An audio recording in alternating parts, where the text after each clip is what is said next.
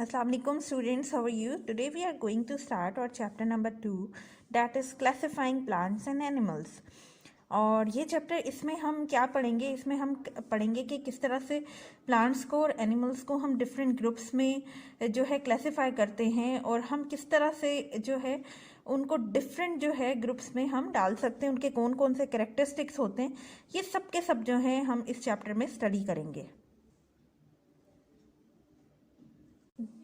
जी बेटा, first thing है कि हमारे पास why we need to classify living organism. Living organism को हमें क्यों ऐसी ज़रूरत पेश आई कि हम उसको क्लासिफाई कर सके डिफरेंट ग्रुप्स में, ठीक है। तो उसके लिए क्या है कि देखें, डाइवर्सिटी ऑफ लिविंग थिंग। आपको पता है कि हमारे अर्थ पे क्या है, लिविंग थिंग जो एग्जिस्ट करते हैं, ठीक है, वो बहुत ज़्यादा है, ठीक है, बहुत डिफरेंट टाइप्स के हैं।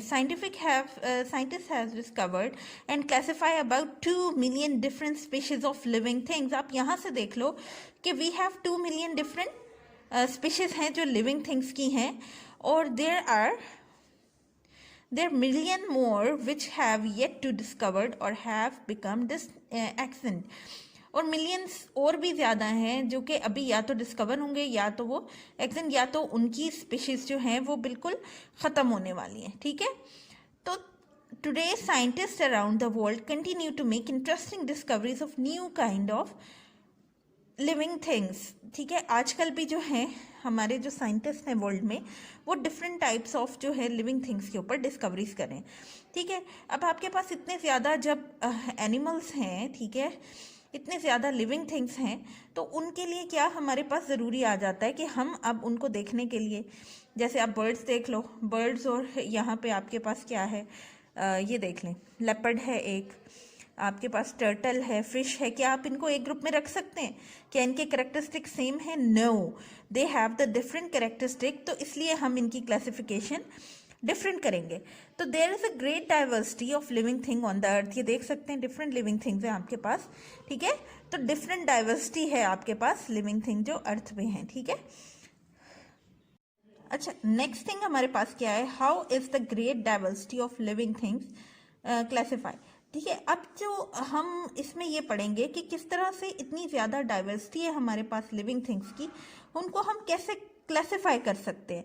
तो बेटा इसमें ये है कि आपके पास लिविंग थिंग्स के डिफरेंट कैरेक्टरिस्टिक्स होते हैं, आप कैरेक्टरिस्टिक की बेसिस पे उनको क्लासिफाई करते हैं। कुछ कैरेक्टरिस्टिक्स ऐसे होते हैं जो कि बहुत इंपॉर्टेंट है दूसरों से, ठीक है, जो कि दूसरे लिविंग थिंग्स में नहीं होते।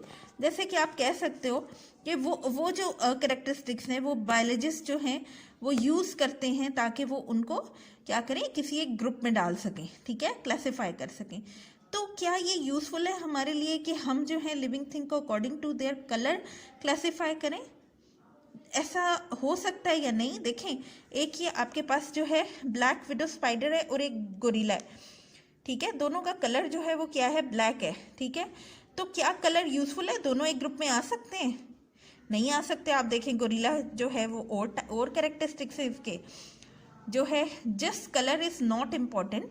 कलर जो है वो colour is not useful characteristic for classifying living organism, ठीक है।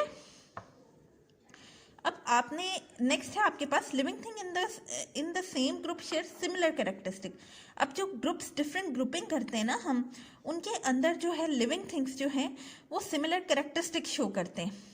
Since each living thing has many characteristics, there is more than one way to classify it. आपको ये पता है कि each living thing आपके पास जो है, ठीक है, उनका एक कैरेक्टरिस्टिक नहीं होता, बहुत सारे कैरेक्टरिस्टिक्स होते हैं। तो बायोलॉजिस्ट जो हैं वो यूजुअली ये जो है 5 तरह के कैरेक्टरिस्टिक लेते हैं, ठीक है, और उनके मुताबिक उनको क्लासिफाई करते हैं। फर्स्ट कैरेक्टरिस्टिक आपके पास क्या है, एनाटॉमी, ठीक है। एनाटॉमी क्या है, शेप और बॉडी स्ट्रक्चर किसी चीज़ का कैसा है।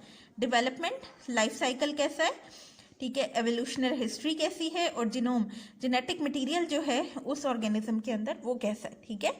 तो ये सब चीज़ें, ये 5 चीज़ें ये याद कर लें, anatomy, development, life cycle, evolutionary history and genome, ठीक है। ये 5 चीज़ें जो हैं इनको कंसिडर करते हुए किसी भी चीज़ की हम क्लासिफिकेशन कर सकते हैं। अच्छा, अब आपके पास क्या है, one common way to classify living thing is the Linnaeus system of classification which put living thing into taxonomic group that indicate their natural relationship. अब देखें, एक वे तो ये है कि आप उसको लीनियर सिस्टम जो है, ये नाम है उसका क्लासिफिकेशन का, जो कि उनको टेक्सोनोमिक ग्रुप में रखता है ताकि उनके डिफरेंट रिलेशंस बता सकें। तो लिविंग थिंग्स आर प्लेस्ड, ये जो है ये 8 आपके पास टेक्सोनोमिक ग्रुप है। पहला क्या है? डोमेन। पहले आपको किसी भी एनिमल की डोमेन पता होनी चाहिए, इसको हम डिटेल में भी पढ़ेंगे। फिर किंगडम है, फिर फाइलम है, फिर क्लास है, ऑर्डर है, फैमिली है, जेनस है एंड स्पीशी है। ये 8 कैरेक्टरिस्टिक हैं, ठीक है, जो कि उनकी सर्टन सिमिलैरिटीज की बेसिस पे जो है हम जो है उसके मुताबिक ग्रुपिंग करते हैं, ठीक है। अब each domain consist of number of kingdoms. अब हर डोमेन में नंबर ऑफ किंगडम्स है, प्लांट्स भी हो सकते हैं, एनिमल भी हो सकते हैं। डोमेन में आप कह सकते हो प्लांट किंगडम, एनिमल किंगडम, ठीक है। And each kingdom is made up of number of phyla. अब जो फाइलम है, ठीक है, अब हर किंगडम जो है उसमें काफ़ी सारे फाइलम होते हैं, ठीक है, प्लूरल ऑफ फाइलम, ठीक है। और ईच फाइलम जो है वो कंसिस्ट करता है क्लासेस, ठीक है, और हर क्लास में ऑर्डर होते हैं, हर ऑर्डर में फैमिलीज होती हैं, हर फैमिलीज में जीनस होते हैं, और फिर आपको स्पीशी के बारे में पता चलता है, ठीक है। तो ये देखिए यहाँ पे living things of same species share many similar characteristics, ठीक है। अब यहाँ पे आपको ह्यूमन बीइंग का जो है वो बताया हुआ है, ठीक है। कॉमन नेम क्या है? हमारे पास मॉडर्न मैन है, ठीक है, जैसे डोमेन कह रहे हैं। किंगडम कौन सा है? एनिमेलिया है, ठीक है, या एनिमल है। फाइलम हमारे पास इसका क्या है? क्लोरेट है। क्लास है मेमेलिया। ऑर्डर क्या है? प्राइमेट या प्राइमेटा, ठीक है। फैमिली जो है वो क्या है? होमिनिड, ठीक है। और जीनस क्या है? होमो। और स्पीशी नेम हमारे पास क्या है ह्यूमन बीइंग का? दैट इज होमो सेपियन, ठीक है। तो ये हमारे पास इस तरह के ये सॉरी ये जो है मैन का जो है, मॉडर्न मैन का ये टेक्सोनोमिक ग्रुप है, ठीक है, ये आप देख सकते हैं। ये देखिए बेटा, next we have the scientific names. Scientific names आपके पास क्या है? साइंटिफिक नेम्स जो हैं ये जैसे आपने ह्यूमन बीइंग का क्या देखा था, scientific name that is homo sapien. तो साइंटिफिक नेम जो है ये लैटिन में होते हैं मोस्टली, जो है नेम्स जो है लैटिन में होते हैं। इसके 2 पार्ट्स होते हैं। फर्स्ट पार्ट जो है वो कैपिटलाइज होता है, ठीक है, और ये जीनस नेम बताता है, जैसे आपने जो है ह्यूमन बीइंग में ये पढ़ा है होमो सेपियन। तो फर्स्ट क्या है? इसका जीनस है, और जो है the second part identify the species, और सेकंड पार्ट जो है जैसे ह्यूमन बीइंग का सेपियंस है, ठीक है, ये इसकी स्पीशी को शो करता है, ठीक है। तो modern man belongs to the genus Homo and the second part of name sapiens identify the species. तो साइंटिफिक नेम्स जो हैं वो यूजुअली थोड़े से इटैलिसाइज लिखे जाते हैं, जैसे थोड़ा सा आपको इटैलिसाइज राइटिंग पता होगी, आप कंप्यूटर में आपने देखा होगा, ठीक है। तो अब ये कुछ जो हैं, ये अपनी बुक में आप देखिएगा, कुछ एनिमल्स हैं, ठीक है, इनके जो हैं नेम्स जो हैं वो गिवन है, फर्स्ट नेम और सेकंड नेम। अब ये सारे नेम्स जो हैं इनमें आप स्पीशीज़ और जो है आप इसके साथ साथ जेनस जो है ये अलग अलग करके आप जो है ग्रुप में सेंड करें, ठीक है, कि इनमें स्पीशी कौन सी है और जेनस कौन सा, ठीक है। ये डिफरेंट जो है एनिमल्स आपको गिवन है, इनके नाम पढ़ें और सेंड करें। जैसा कि आपको पता है कि साइंटिफिक नेम्स जो हैं ये लॉन्ग होते हैं और डिफ़िकल्ट टू प्रोनाउंस होते हैं, ठीक है। तो हमने क्या किया, उस कन्फ्यूजन को दूर करने के लिए, ठीक है, पीपल अराउंड द वर्ल्ड जो है वो उनकी स्पीशीज़ के बारे में बोलते हैं विदाउट एनी कन्फ्यूजन, ठीक है, क्योंकि स्पीशीज़ जो है उनके डिफरेंट कॉमन नेम्स होते हैं हर लैंग्वेजेस में। जैसे आप कह लो, इंग्लिश में आप शेर को क्या कहते हो? लॉयन कहते हो, और उर्दू में क्या कहते हैं? आप शेर कहते हैं। अब किसी को क्या पता कि उर्दू में इसका नाम शेर है, ठीक है, वो आपको लॉयन लॉयन कहेगा। If you don't know about the English, ठीक है, तो आपको नहीं पता चलेगा, ठीक है। तो जो है उसके लिए स्पेसिफिक साइंटिफिक नेम्स हैं जिन पे वो स्पीशीज़ के बारे में अगर कोई बात करता है तो आपको फ़ौरन से पता चल जाएगा ये कौन सा एनिमल है, ठीक है। और साइंटिस्ट जो हैं वो यूजुअली अपने वर्क में भी क्या है, साइंटिफिक नेम्स यूज़ करते हैं। Using scientific name enable us to determine whether there is any relationship between two living things. For example, there was an extant species called Homo habilis. Are we Homo sapiens related to Homo habilis? Why do you think so? ठीक है, अब ये देखें, ये एक distance जो है, जो ये वाली स्पीशी है होमो हैबिलिस, ये ख़त्म हो चुकी है, ठीक है।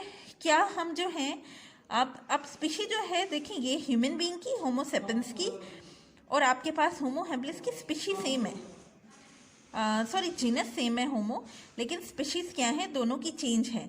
तो क्या हम रिलेट करते हैं होमो हैबिलिस से कि नहीं, ये सोच के बताइएगा। अब नेक्स्ट बात है हमारे पास जो लास्ट है आज के लेक्चर की, that is why is classification of living thing important.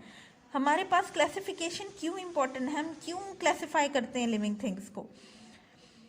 पहली बात, it help us to systemically organise the rich diversity of living thing on earth, so we can study them and understand them better. ठीक है। और दूसरी बात क्या, it helps to identify the great variety of living thing and talk about them. देखिए, पहली बात मैं आपको ये बताया कि सिस्टमिकली आप जो हैं उनको ऑर्गेनाइज कर रहे हैं, ठीक है, ताकि आपको पता चले कि कितने ज़्यादा जो हैं ऑर्गेनिजम्स हैं आपके पास या लिविंग थिंग्स हैं। फिर आप उनकी वैरायटी के, जब आप पढ़ते जाते हो ना उनके बारे में, तो आपको उनकी वैरायटी के बारे में पता चलता जाता है कि इसमें क्या क्या चीज़ है। ठीक है। It helps to determine the relation between the animals, और उसके साथ साथ आपको एनिमल्स का रिलेशन पता चलता है। And it help to trace the possible origin of animals, और इससे आपको पॉसिबल जो ओरिजिन है कि कहाँ पे जो है एनिमल्स वो रहते हैं उनके बारे में पता चलता है। That's why classification is very important.